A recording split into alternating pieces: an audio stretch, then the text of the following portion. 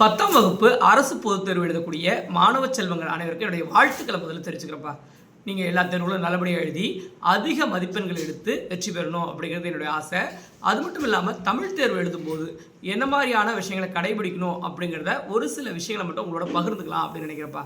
முதல்ல பார்த்தீங்கன்னா நேரத்தை சரியான முறையில் கணக்கிடணும்ப்பா. ஏன்னா 11th 12th பொறுத்த வரைக்கும் நேரம் அப்படிங்கிறது நிறைய இருக்கும். ஆனால் 10ஆம் வகுப்பு பொறுத்த வரைக்கும் தமிழ் தேர்வுக்கு நேரம் அப்படிங்கிறது சரியாக கொடுத்துருப்பாங்க. ஏன்னா 3 8 மார்க் கொஸ்டின்ஸ் எழுதுகிற மாதிரி இருக்கும், 5 5 மார்க் கொஸ்டின்ஸ் எழுதுகிற மாதிரி இருக்கும். அதனால் நேரத்தை முதல்ல என்ன பண்ணணும்னா சரியான முறையில் கணக்கெடுக்கணும். 1 மார்க் எழுதுகிறோம், 2 மார்க் எழுதுகிறோம், 3 மார்க் எழுதுகிறோம், 5 மார்க் எழுதுறதுக்கு நேரத்தை எவ்வளோக்கு எவ்வளோ சீக்கிரமாகவும் அழகாகவும் எழுத முடியுமோ எழுதினுப்பா. கிட்டத்தட்ட 1 மணி நேரம் கண்டிப்பாக 8 மார்க் கொஸ்டின்ஸ்க்கு ஆகும். 3 8 மார்க் கொஸ்டின் எழுதுறதுக்கு கிட்டத்தட்ட 1 மணி நேரம் ஆகும். அதனால் அதுக்கு ஏற்ற மாதிரி கணக்கிட்டுக்கோங்க. 1 மார்க்கை பொறுத்த வரைக்கும் பார்த்தீங்கன்னா ஒரு 10 1 மார்க் புக் பேக் கொஸ்டின்ஸ் தான் இருக்கும். ஒரு 5 1 மார்க் புக்கின் இருக்கும். அதில் பார்த்தீங்கன்னா நூல்வழி அப்படிங்கிற நூல்வெளின்னு இருக்கும் இல்லையா, நுழையறதுக்கு முன் அப்படின்னு இருக்கும் இல்லையா, இந்த பகுதியெல்லாம் கொஞ்சம் பார்த்துக்கோங்க. அது மட்டும் இல்லாமல் அங்கங்கே பாக்ஸ் கொடுத்துருப்பாங்க. பாக்ஸில் ஒரு சில முக்கியமான கருத்துக்கள்லாம் கொடுத்துருப்பாங்க. அதை நோட் பண்ணி வச்சுக்கிட்டிங்கன்னா கண்டிப்பாக அந்த 1 மார்க் எல்லாத்தையும் எழுதிடலாம். அதுக்கப்புறம் 2 மார்க் 4 2 8 மார்க் இருக்கும். இது வந்து பார்த்தீங்கன்னா குருவினான்னு ஒரு பகுதி இருக்கு இல்லையா, 7 7 உள்ள குருவினாக்களை நீங்கள் படிச்சிட்டிங்கன்னா அதில் அட்டன் பண்ணிடலாம். ஒரு கொஸ்டினோ இல்லை 2 கொஸ்டினோ பார்த்தீங்கன்னா புக்கின் கொஸ்டின் இருக்கும். அதை நம்ம சாய்ஸில் விட்டுட்டு கூட எழுதிடலாம். ஆனால் 21வது வினா கட்டாய வினா திருக்குறள் இருக்கும், அதை கண்டிப்பாக எழுதணும். அதுக்கப்புறம் பார்த்தீங்கன்னா மொழித்திறன் பயிற்சி வினாக்கள்.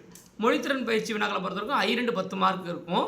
அதை வந்து பார்த்தீங்கன்னா மொழித்திறன் பயிற்சியில் இந்த உதாரணமாக உப்பில்லா பண்ணம் குப்பையிலே, ஒரு பானை சோற்றுக்கு ஒரு சொறு பதம், சிறு சிறு தொடரில் வச்சு எழுது, சிறுமையை கண்டும்போது சீறி எழ வேண்டும், இந்த மாதிரியான கலைச்சொல் இருக்கும். அந்த மாதிரியான கொஷின்ஸ்லாம் நீங்கள் படிச்சிருந்தீங்கன்னா கண்டிப்பாக அந்த 2 10 மார்க்குங்கிறது ஈஸியாக எடுத்துடலாம். அதுக்கப்புறம் பார்த்தீங்கன்னா சிறுவினா பகுதியில் பார்த்தீங்கன்னா 2 3 6 2 3 6 2 6 3 பகுதி இருக்கும். ஒன்று பார்த்தீங்கன்னா செய்யுள் பகுதியிலேருந்து கேட்டுப்பாங்க, 3 கொஸ்டின் கொடுத்து 2 கொஸ்டின் எழுதுகிற மாதிரி இருக்கும். அதுக்கப்புறம் உரைநடை பகுதி, அதில் 3 வினாக்கள் கேட்டு 2 எழுதுகிற மாதிரி இருக்கும். கடைசியாக பார்த்தீங்கன்னா இலக்கண பகுதி, இதில் வெண்பா ஆசிரியப்பா படிச்சுக்கோங்க, அணி படிச்சுக்கோங்க, அழகிட்டு வாய்ப்பாடு படிச்சுங்க. இந்த 3ஐயும் பார்த்துட்டிங்கன்னா கண்டிப்பாக இந்த இலக்கண பகுதியையும் நம்மளால் அட்டன் பண்ணிட முடியும். அதுக்கப்புறம் I2 10 மார்க்கு, I5 25 மார்க்கு. இது எளிமையானது தான். என்னென்ன பார்க்கணும் அப்படின்னு பார்த்தீங்கன்னா, நம்ம படிவம் ஒன்று எழுதணும், காட்சியை கண்டுக்க ஒன்று எழுதணும், கடிதம் அதாவது மின்சார வசதி வேண்டும் கடிதம், இந்த மாதிரியான கடிதங்கள் ஒன்று அட்டன் பண்ணணும். அதுக்கப்புறம் தமிழாக்கம் தருக, இது 4 ஈஸி. இதுக்கப்புறம் பார்த்திங்கன்னா நம்ம நயம்பாடல் இந்த மாதிரியான விஷயங்கள்லாம் கொடுத்துருப்பாங்க. இந்த பாட்டை மட்டும் கொஞ்சம் வேகமாக எழுதணும்ப்பா. ஏன்னா அப்போ தான் நம்மளால் 8 மார்க் கொஸ்டின்ஸை நம்மளால் ஃபுல்ஃபில் பண்ண முடியும். அதாவது அனைத்தையும் எழுதணும் அப்படின்னா கண்டிப்பாக என்ன பண்ணி ஆகணும், இந்த 5 மார்க் கொஸ்டின் பாட்டை மட்டும் கொஞ்சம் வேகமாக எழுதணும்ப்பா. 8 மார்க் கொஸ்டினை பொறுத்த வரைக்கும் குறிப்பு சட்டம் போட்டு எழுதுங்க. எந்த கொஸ்டின் எழுதினாலும் அதில் குறிப்பு சட்டங்கள் இருக்கணும். இப்போ உதாரணமாக பார்த்தீங்கன்னா சான்றோர் வளர்த்த தமிழ், அதுக்கு குறிப்பு சட்டங்கள் எழுதி ஒரு 4 பக்கம் எழுதினா கண்டிப்பாக 8 மார்க் போடுவாங்க. அதே போல் அடுத்தது துணைப்பாட பகுதியாக இருக்கும். அண்ணமையா கேட்டிருப்பாங்க, அப்படிலாம் பிரம்மம் அப்படிங்கிற கதை கேட்டிருப்பாங்க.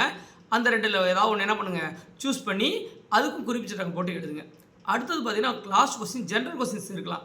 அதாவது பார்த்திங்கன்னா ஒரு நூலை பற்றி செய்திகள் எழுதுகிற மாதிரி இருக்கலாம், இல்லை மழைநீர் சேகரிப்பினுடைய இன்றியமையாமை பற்றி எழுதிக்கலாம், இல்லை காற்று மாசுபாடை பற்றி எழுதிருக்கலாம், அதில் சாலை போக்குவரத்தை பற்றி இருக்கலாம். இந்த மாதிரியான ஜென்ரல் கொஸ்டின்ஸ் கடைசியாக கேட்டிருப்பாங்க. நீங்கள் என்னெல்லாம் அதில் குறிப்புகள் கொடுத்துருக்காங்களோ அந்த குறிப்புகளை குறிப்பு சட்டமாக போட்டுட்டு ஒவ்வொரு குறிப்புக்கும் ஒரு 4 வரி எழுதிட்டீங்க அப்படின்னா கண்டிப்பாக ஃபுல் மார்க் போடுவாங்கப்பா. நீங்கள் இந்த மாதிரிலாம் படித்து எழுதுனீங்க அப்படின்னு பார்த்தீங்கன்னா கண்டிப்பாக மார்க் எடுக்க முடியும். நாளைக்கு எழுதக்கூடிய தேர்வு எளிமையாக இருக்கும். நல்லபடியாக எழுதுங்க. வாழ்த்துக்கள்.